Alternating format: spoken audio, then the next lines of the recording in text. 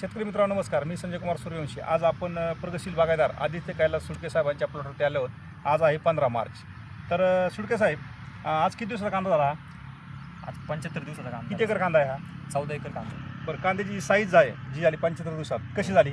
Sir size जास्त आहे 75 दिवसाच्या. आणि याच्या मुळ्या वगैरे जर बघितल्या तर पांढऱ्या मुळ्या जर कशा आहेत? पांढऱ्या मुळ्या संख्या पण जास्त आहे. लांबी 7 ते 8 इंचापर्यंत लांबी गेलेली आहे. कलर व कांद्याची साईज, त्याचे मान व पात, हां पातींची संख्या पण एक 20 ते 22 पर्यंत गेलेली आहे सर. हां, म्हणजे कांद्यांच्या मुळ्या, त्याची साईज, त्याचे माना, त्याचा कलर आणि सगळ्यात महत्त्वाचं फुटवा जास्त आहे. जेवढे जास्त पाती, जी ही वेणी जी आहे ही खूप महत्त्वाची आहे. जेवढे जास्त पाती तेवढे जास्त लेअर, जेवढे लेअर जास्त तेवढी त्याची साईज. म्हणजे आता जर बघितलं तर ह्या कांद्याला अजून 2 पाणी देणार आहेत.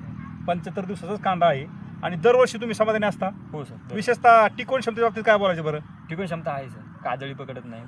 हां, म्हणजे टिकवण क्षमता आहे जास्त आहे सर. आणि आता जर बघितलं तिकडं फ्लावर पण आहे तुमच्याकडे. फ्लावर पण आहे. म्हणजे प्रत्येक ऊसाला, फ्लावरला, हो, कांद्याला तुम्ही वापरताय. हो, प्रत्येक पिकाला.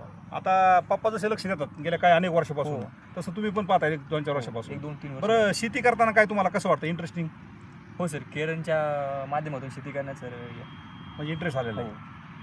तर दिल्लीला पिकात माहिती पण वाढ होते. उत्पन्न वाढ. उत्पन्नात पण वाढ होते सर. ओके ओके, धन्यवाद.